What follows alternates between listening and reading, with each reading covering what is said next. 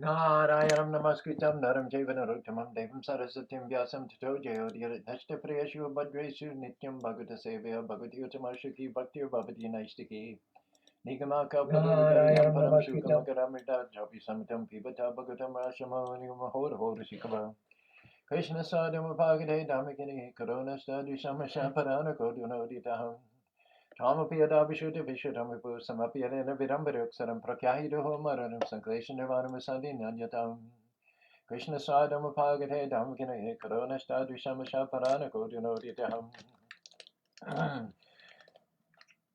Om Ganatimanan Dasya Ganagana Salakya Chaksur Unmilitam Yana Tashma Sri Garavanama Sri Chaitanya Manobhistam Stapitam Yana Bhutare Sayam Rupakaram Darati Swaparantikam Vandeham Siguru Siyata Parakamaram Shigaran Vaishnavam Sta Sirupam Sagaradam Sahagana Raganatam Vitam Stam Saryevam Sadvaitam Sabadutam Parejanas Shri Krishna Chaitanya Devam Sri Radha Krishna Paran Sahagana Lalita Shri Visikan Vitam Stam Namam Vishnu Padaya Krishna Pasaya Bhutale Shrimati Bhakti Padanta Shami Dhanumani Namaste Sarasati Devi Gauravani Pachari Nirvishesa Hanurari Paskata Desarani Shri Krishna Chaitanya Prabhu Nityananda Shri Advaita Gadadhar Shivasari Gaur Bhaktavinam Hare Krishna Krishna Krishna Hare Hare Hare Rama Rama Rama Hare Hare.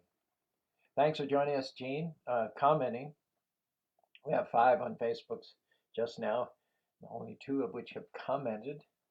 Jean, Ram Kishore, and Govinda Day. That makes 3. So thanks very much for letting me know you're there and giving me your much needed support.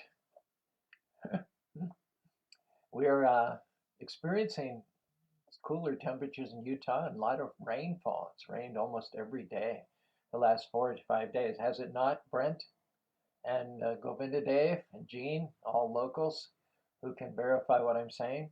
But I read a news report that says the drought is not hardly over at all because 90% of the water we use is from snowpack. So if you don't have a lot of snow during winter, the rain will make a marginal difference, but it's almost like they're saying no matter how much rain you get in the summer, it will not reverse the drought. What really you need is a ton of snow in the winter. And we haven't had that for about, I think the last 2 winters have been very mild. 3 winters ago we got a fair amount of snow, but last 2 winters have been almost like summer or springtime. Good morning, Rasangi. Glad you can join us. William, off and on. Oh my gosh. Off and on. I wonder why that would be. So my voice is cutting out, is it? The internet connection seems to be pretty broadband here. Don't know how I might be able to correct that other than just to forge ahead and hope for the best. The rain. Oh, off and on the rain. Oh, I thought Jean was talking about my voice going on. Yeah, the rain has been off and on. So the ground, which was parched, is now absorbed some moisture. So that's very good. It's good for pasture. There's grass growing out there for the llamas, which is good because they can't eat hay all the time. They tend to get colic then. So it's nice for the llamas to eat some nice succulent green grass as a result of the rain. But if you want the drought to end, it's got to be snowpack in the winter. Bobby says the sound is fine. William says the sound is good. Okay, I misunderstood Gene's comment to mean that the sound was coming in and out. He meant the rain was coming in and out. Okay. All right, before we continue running around circles like a dog chasing its tail, let's revisit for the 6th day in a row the 20th verse in the 5th chapter of the Srimad Bhagavatam. We practically know this by heart now. Idambi Bishvash Bhagavani Vetaro Yato Jagatstana Naroda Shambhavaha Tadihi Shayam Veda Bhavam Statapite Pradesha Matam Bhavata Pradarshana. Once again, Vyasadeva is speaking to his guru, Narada Muni, receiving instruction from him. Narada says, the Supreme Personality of God is himself, this cosmos, and still he is aloof from it. From him only has this cosmic manifestation emanated. In him it rests, and under him it enters after annihilation. Your good self knows all about this. I've only given a synopsis. In the Chaitanya Charita, Madhya Lila, 20th chapter, 17th verse, there's a key verse there. Explains the whole, traces back the time when we plop down into this pool of material sense gratification, lost touch with our original nature of eternality, bliss, and knowledge, became covered by matter, conditioned by matter, forced to transmigrate, birth after birth after birth after birth amongst the various species of life and throughout all the planets within this material world. What is the cause, the root cause? Krishna Baliya. There it is, right there, 2 words. Krishna, we forgot God. Say Jiva. How do we forget God? Because we're small. God never forgets anything. He's like the sun. We may say the sun is covered by a cloud, but that's only due to our limited vision. Actually, the sun can never be covered by a cloud. What is a cloud? It covers maybe a little field, like a football field. The sun is millions of times bigger than the earth. So there's no question of the cloud covering the sun. It's only due from where we're standing in our limited vision. Otherwise, the sun, it's always sunshiny on the sun. It's never cloudy on the sun. But because we're not the sun, we're just a particle of sunshine, qualitatively one, granted, with the sun globe. This is our theme we keep coming back to, Govinda Dev, right? Identical but not equal. We're identical with the sun. We emanate light and heat, but we're not equal. You can't, a particle of sunshine is not going to give you a sunburn on an August day. So because we're jivas and we're not the Lord, we're parts, we're not the whole. Anadir Bahir Makan, we can fall. We're an energy of the Lord. We, living beings, are part of the internal, eternal energy of the Lord. These bodies are part of the external, temporary energy of the Lord. Now, one energy can become overcome by another energy, isn't it? Isn't it? But the energetic source, the puppet master, who pulls the strings of matter and spirit, he's never overcome. Probably use the example of electrician. Electrician can take electricity and make it cold or make it hot. Electrician is not overcome by the cause of the hold. He makes it hot or cold at his whim, at his will. So everything proceeds from God. Everything's originally spiritual, but one energy is called inferior because it's temporary, and the other energy is called superior because it's eternal.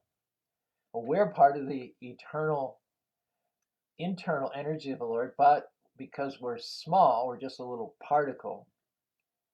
How little are we? Would you like to know? Would you like to know your length and breadth? Someone says, well, I'm 185 pounds, I'm 6 feet. That's not you, that's your body. It's like saying I have 4 wheels, a windshield, a steering wheel, and a gas tank. Well, okay, maybe you have that, but that's not who you are. Someone says, I am a Pontiac, I am a Volkswagen, I am a Cadillac. We have to think about checking him into the Giggle Palace if he misidentify so badly with his car. So we are not 6 feet or white or black or male or female. We are, here it comes, folks, the truth about yourself. How tall you are, how wide you are, how much you weigh.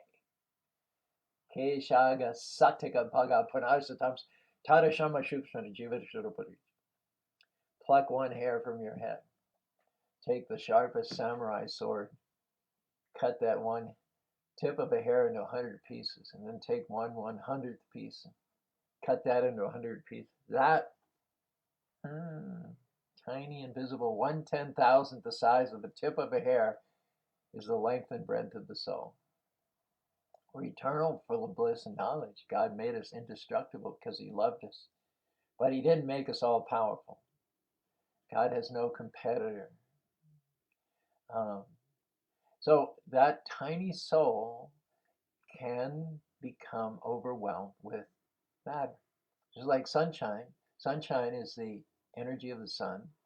But when it gets, millions of miles away from the sun, then it's possible that precipitation can come between the sun and the sunshine.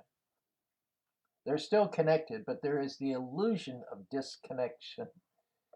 You see, on an overcast day, we say the sun's not shining. Of course it's shining. We wouldn't be able to see our hand in our face if the sun wasn't shining. The fact that you can see the clouds means the sun's shining. So we always have a connection. You can never break the connection with God, no matter what you do. But it can become covered. As far as we're concerned, we can forget God. Krishna believes God never forgets us, but we can forget God. That's why it says Krishna believes jiva bahira. So we say, well, the sun is not shining today. It's not true, but that's what it appears to be from our point of view. And so similarly, we forget God. We become removed and distant from God. We become separated from God. And as such, our life becomes purposeless, confusing, dark, depressing. If you identify with matter, there's very little to be excited about, because no matter what temporary gains or goals or advances you make, in the end, we are reminded in the 6th canto of the Bhagavatam that this body has only 3 destinations. If you're a Christian, it'll be buried and become earth.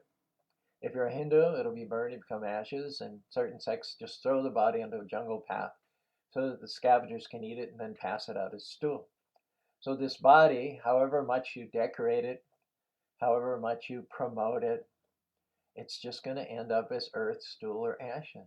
Bhagavad bhakti hinasya jahishatam apranaisya vadevasham mandanam lokaranjam. So all material victories, so-called victories or successes, are actually defeats, because having to do with the body and the body only, they're going to be dissolved in due course of time. That's why Rishabdev says, Nayam, that's why he's a parabhavad tavadabodhajatu yavagna jinushu atmatatvam yavatkriya tavadim karmatmakam yena sarira bandhan. Everything to do with this sarira, this body, all your karma, your fruitive works, some of the results of which are good and some of the results are bad, they're all bad in a bigger sense, because they'll be dissolved in due course of time.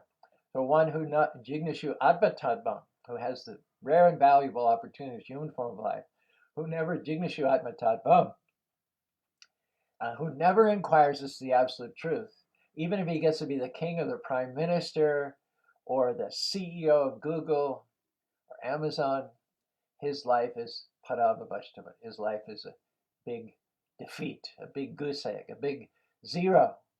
Without the digit, a zero is zero, 100 zeros are zero, a million zeros are zero. So you need the digit, you need the one, you need God in there in the equation to make a value in your life.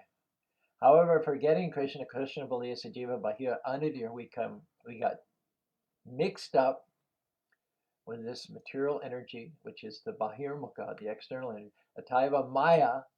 Instead of surrendering to Krishna, we're come under the sway of maya or illusion, and are thus forced to tread water to try to cope with a vast ocean of birth and death. No wonder there's stress in this material world. If you're plopped in the middle of the Pacific Ocean, no matter how good a swimmer you are, even if you build a raft or make a little shade to protect you from the sun, you learn how to fish, still you're never going to be peaceful.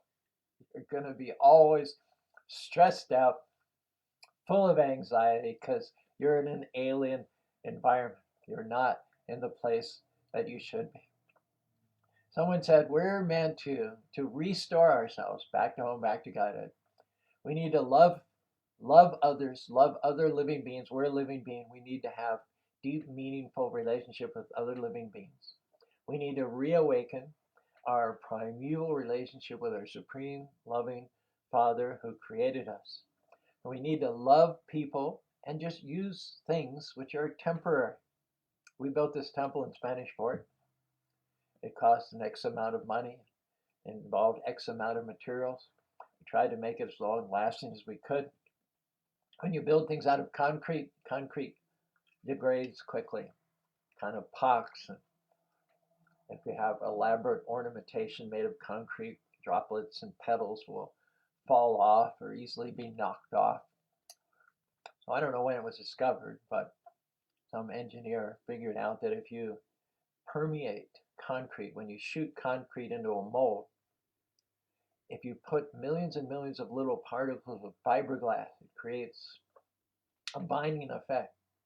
So GFRC, glass fiber reinforced concrete, lasts 100, 125, 150 years, whereas concrete is going to start to, in New Vrindavan, the devotees, 1972, they wanted to build a palace for Prabhupada. They went to the local library in Wheeling, got a book on how to make concrete.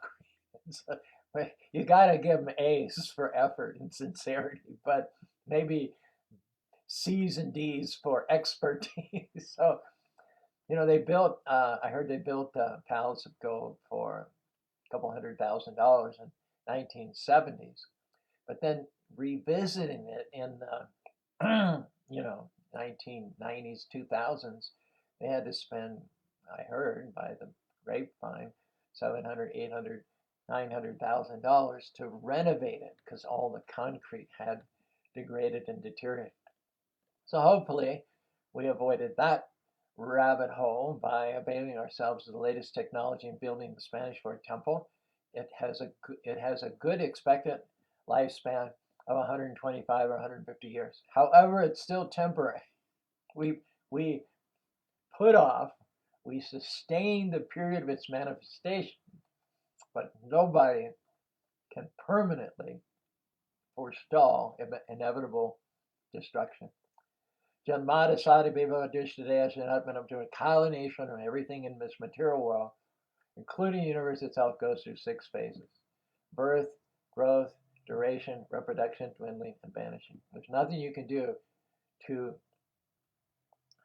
stop the dwindling and vanishing process.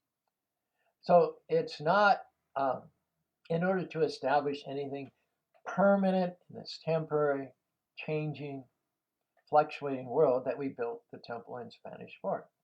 Everything that you do has a beginning, a middle, and end. If we got our pleasure, our satisfaction from the temporal, it would have a beginning, a middle, and end, and therefore be severely limited. But the effort, the energy that we put in, anybody has choices at any given point in time. You can choose to lavish energy and expenses on your body. There are billions and billions of dollars spent on fitness, nutrition, cosmetic surgery, or you can take that money and that energy and spend it on Krishna.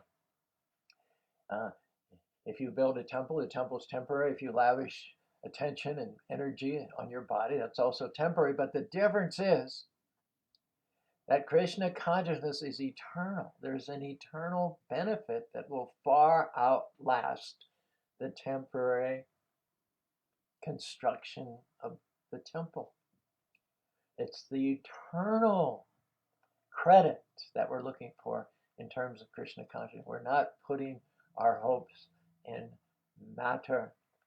A man in the desert thinks he sees water, but he should not put his hopes in the vision of water in the desert, as we know from higher authoritative sources that there's a greater likelihood that that vision is a mirage, phantasmagoria, than that it is actually water, because we do not expect water in the desert. Water does not produce itself, appear in the desert.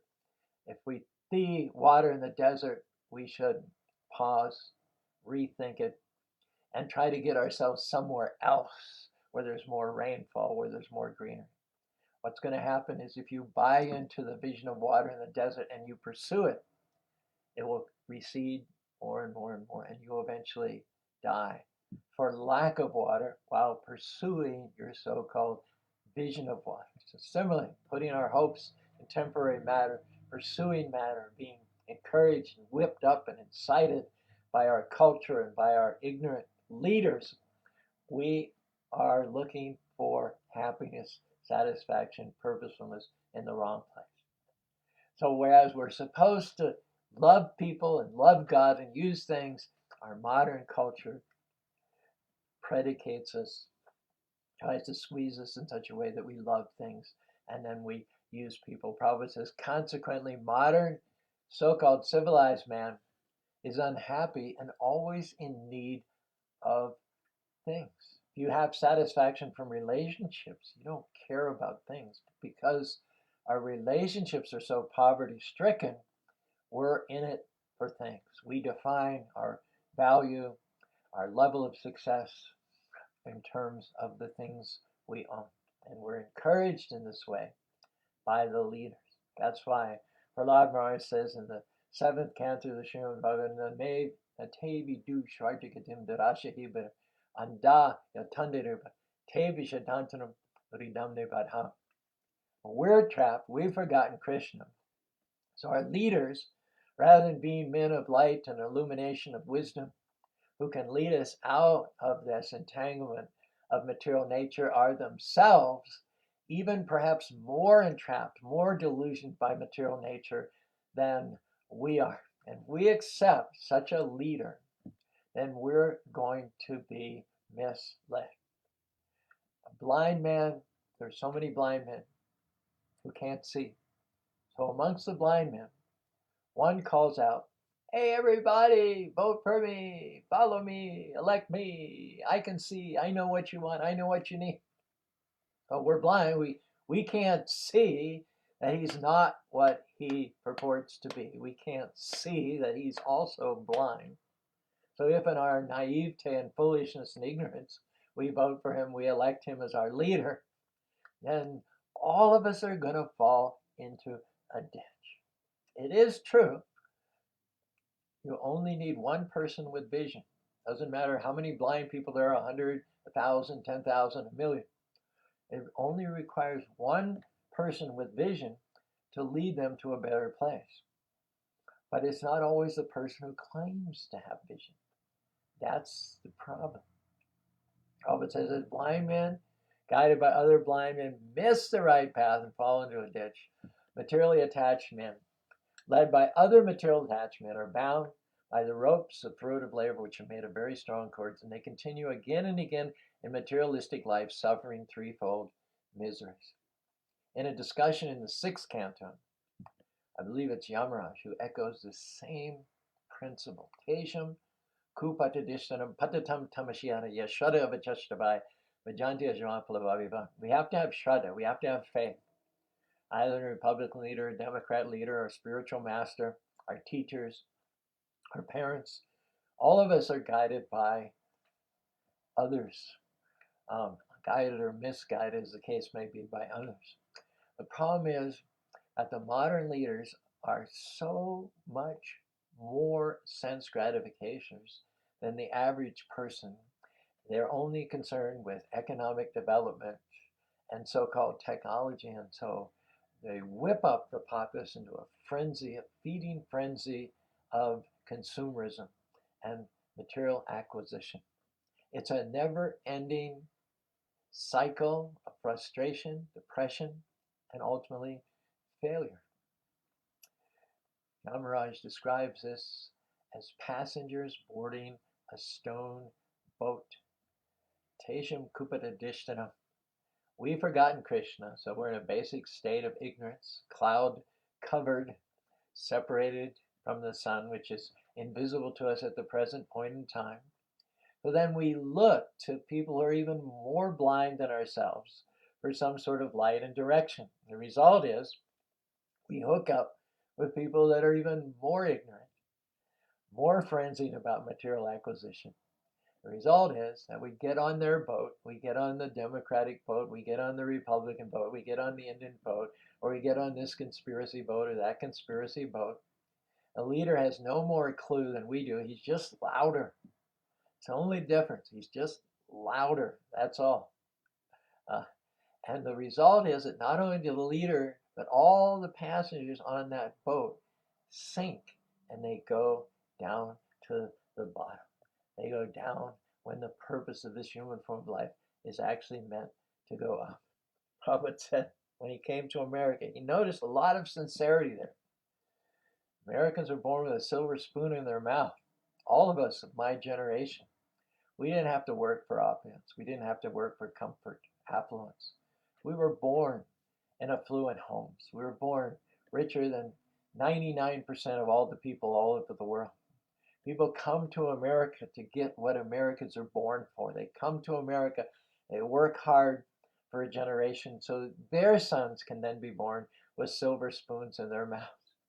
So when in the 60s in counterculture, we realized the limitations of material frenzy and acquisition, we were looking for something better, something spiritual, something uplifting. And Prabhupada recognized that spark in the young Americans. Therefore, he said, although the American people are extremely eager to get out of the materialistic chaos, they are sometimes found to patronize the makers of stone boats. I remember one time I arranged a speaking program for Prabhupada in St. Kilda in Melbourne, where our present temple is. At that time, we were renting just a row house. And the Palais was a big venue nearby. So we rented it. There was a lot of people came, probably gave us a talk, very nice talk. And during the question period, there was a fellow who he told people that he was 16. Prabhupada said actually Prabhupada knew his family in India was really 35. And he was kind of a pygmy. He wasn't Bamanadev. He was kind of short in stature and dwarfish. So he got away with passing himself off as a boy wonder, a boy prodigy, a boy guru. He was called Guru Maharaji. And he claimed to be Krishna, he claimed to be Rama. There was a fee, a couple $100. They would dupe people into paying a fee. They would bring them into their room, their place where they had locally, turn the lights out, play some music, speak some mumbo jumbo, have their eyes closed and press their eyelids, after which time they would see sparks and stars, and then they were told, you've just seen God. Congratulations. So someone asked during the question period, have you seen God? And Prabhupada said, have you seen God? And they said, yes, I've seen God. This was a follower of Guru Maharaj. Prabhupada said, so, what is God? And this person said, God is a light behind your eyes. There was this big pause. Prabhupada had this look of unbelievable disgust on his face, and dripping with disappointment. Prabhupada said, thank you very much. When the question is asked, who is God? I mean, is there any bigger question? And, the answer to that question is what human life, history, destiny, existence is all about. What is God? Here's someone that says, I know what God is. So give us your answer. We're sitting on the edge of our seat. This is pretentious. This is life-changing. This is transformational. And then they say, the light behind your eyes. And Prabhupada said, thank you very much. It reminds me of a story Prabhupada once told. There was a rumor that went around, it went out all over the world. The Himalayan mountains are going to give birth. The Himalayan mountains are going to give birth. And sure enough, there was a rumbling. The Himalayan mountains are a mountain range, as you know, it's 1,500 miles long. It's the most impressive mountain range on the planet with some of the highest peaks, including Mount Everest. So naturally, everyone was expecting something momentous, something unprecedented, unusual, uncommon. Spectators gathered from all over the world. Himalayan mountains were rumbling and rumbling as if they were undergoing labor pains and about to give birth to something incredible, something wondrous. Rumbling went on, and everybody got more and more suspenseful. And finally the moment came. And what the Himalayan mountains produced was a bunch of rats. Were produced, came running out from the mountain, running down. Would you say that's a letdown? Would you say that's a letdown? Disappointment? Oh, someone claims, yes, I know. Do you know who God is? Yes, I know who God is. All right, tell us. This is it. This is the moment we've been waiting for. The sun's about to come out from behind the clouds. The light behind your eyes. Thank you very much. Again, in the sixth canto, we get a lot of heads up about cheaters. Avishmitam tam padipanakanam shunenalevan samurshantam vinapashavriga aparami balisha shalangale narti tartishantam. The Lord himself is avishmitam tam padipanakanam. He's completely full and complete in himself. He's luminous. Nothing ever surprises the Lord. The Lord is never wonderstruck by anything. That means he's never conditioned by circumstances. And how often have we gotten up in the morning, someone asks, how's your day going so far? And you quip, it's too early to tell. What are you revealing about yourself with that response? You're conditioned by your circumstances. You're waiting to see if things go your way or go against you. So you're all about the externals. You're all about circumstances, waiting to see what's going to happen. This is called being reactive. But the Lord is never wonderstruck by anything. Nothing catches the Lord by surprise.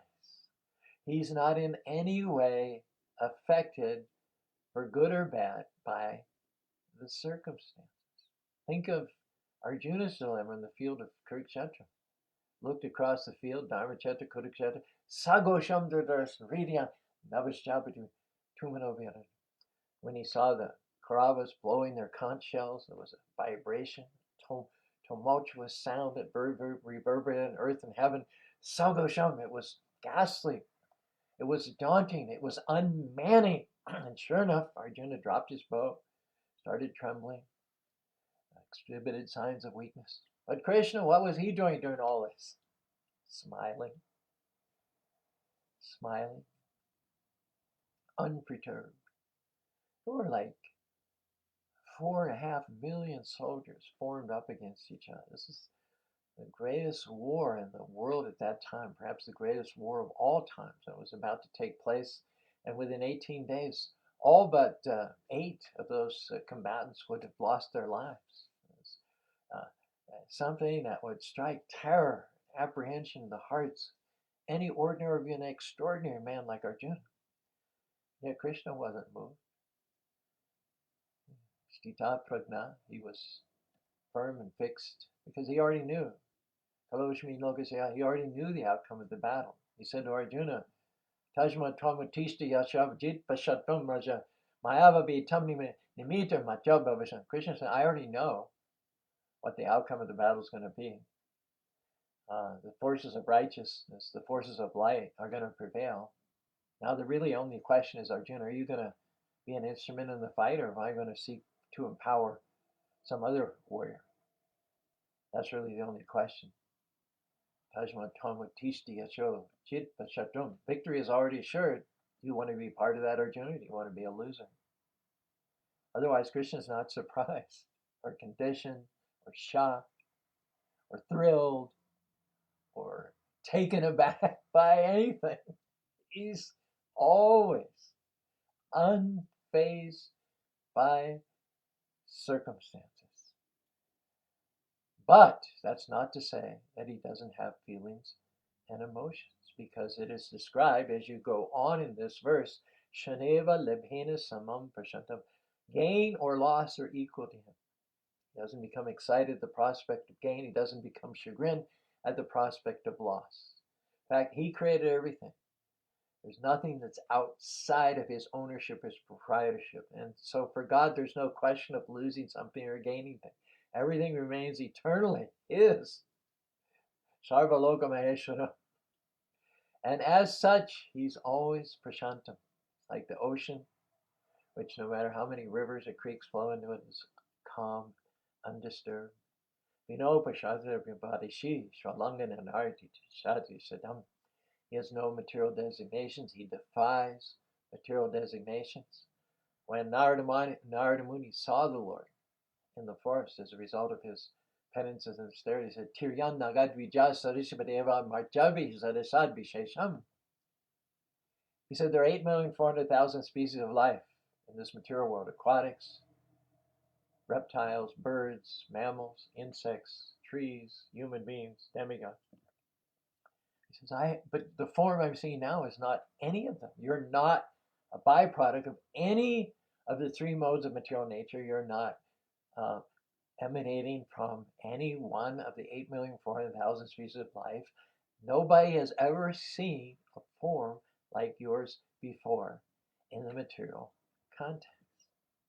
You're not a snake, you're not an aquatic, you're not an insect, you're not a tree, you're not a demigod, you're not a human being. You, Lord, are in a category all by yourself. Tasya karanam karanam chabidetena tat samas chabhyas chadushate. God is defined as that person than whom no one is greater or equal. And if you seek to take shelter of any birds or bees or mammals or reptiles or trees or even demigods, you are described by such great authorities as Vritrasura, as Yamaraj, as Rishabh, as a great fool who desires to cross the sea by holding the tail of a dog. Now, a dog can cross a creek, a pond, a small river, has a certain swimming ability. So people avail themselves of the demigods. Antavantu padam teshan tadbhavita deva deva yanti madhyukimadam.